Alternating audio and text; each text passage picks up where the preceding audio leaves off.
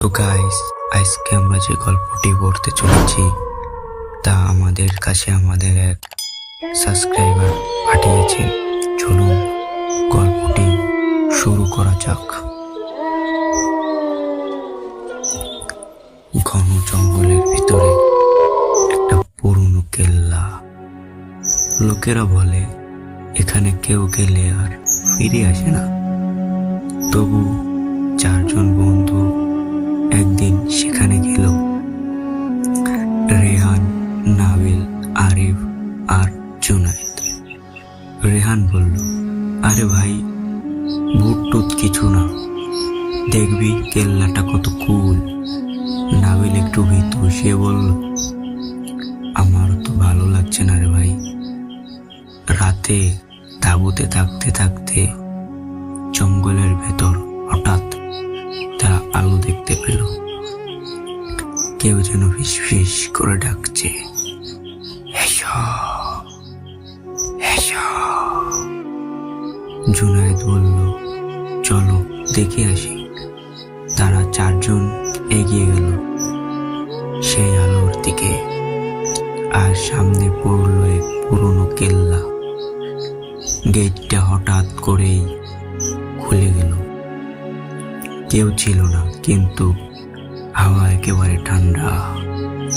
তারা কেল্লার ভেতরে ঢুকলো। ভেতরে সিলিং থেকে মাকড়সার জাল ঝুলছে, দেয়ালে অদ্ভুত চিহ্ন আঁকা।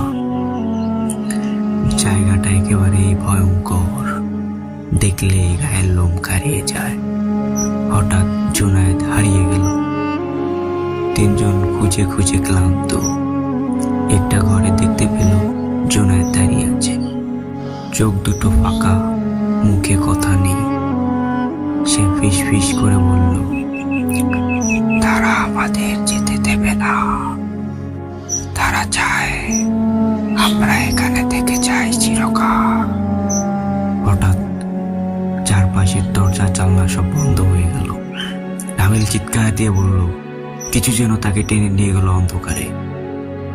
রেহান আর আরিফ দৌড়াতে দৌড়াতে দরজার দিকে গেল, কিন্তু দরজা খুলে গেল এক নতুন জঙ্গলে। আগের মতো না, সবকিছু নীরব, জমে থাকা কুয়াশা।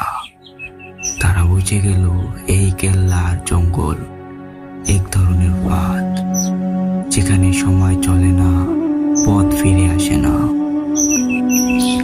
পরের দিন সকালে গ্রামের লোকজন দেখে রোহান কেল্লার সামনে বসে আছে।